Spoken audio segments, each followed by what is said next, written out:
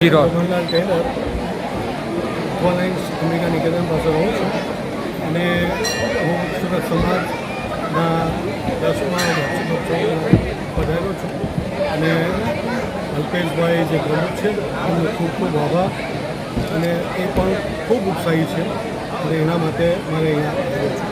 હું હાલમાં બારડોલી વૈશ્ય સમાજનો પ્રેસિડેન્ટ છું છેલ્લા 17 વર્ષથી. આજે કઈ પ્રકારનો કાર્યક્રમ છે? આજે વાર્ષિકોત્સવ છે. કેટલા લોકો પધાર્યા છે માતાજીના દર્શન? 25,000 3,000 માણસો દેખાય છે અને ખૂબ સારો એ લોકોએ વ્યવસ્થાઓ કરી છે. જી તમારું નામ? મારું નામ અલ્પેશ કુમાર સામુભાઈ મેસોદિયા છે. કઈ વિસ્તાર છે? શું કાર્યક્રમ રાખવામાં આવ્યો છે આજે? આજે આ કનોટા વિસ્તાર છે. જૂની સબજેને મા જ્વાલાજીનું મંદિર છે. અમારું સુરત મેસોદિયા સમાજનું 12 સાંસ્કૃતિક ભવન છે. ત્યાં આજે માતાજીની સાંજની નિમિત્તે અમે સવારથી કેસર સ્નાન 8 વાગ્યાથી નવચંડી યજ્ઞ કર્યો છે.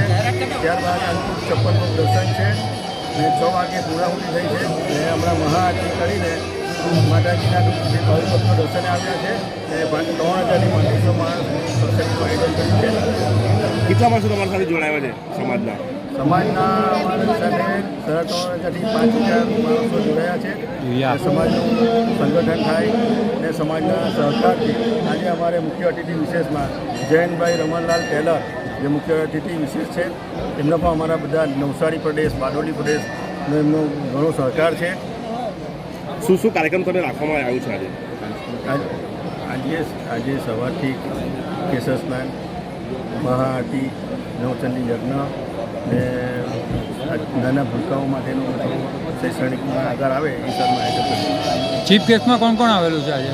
ચીફ ગેસ્ટમાં આજે પ્રિયા પાટીલના યુથ ફોર ગુજરાતના જિજ્ઞેશભાઈ પાટીલ, ગૌરક્ષક સંચાલકના સમિતિના ધર્મેશ ગામી સાહેબ, સંગીતાબેન લીંબાયતના ધારાસભ્ય શ્રી સંગીતાબેન પાટીલજી, હરસંઘવી સાહેબના પીએ જયેશભાઈ આવ્યા હતા.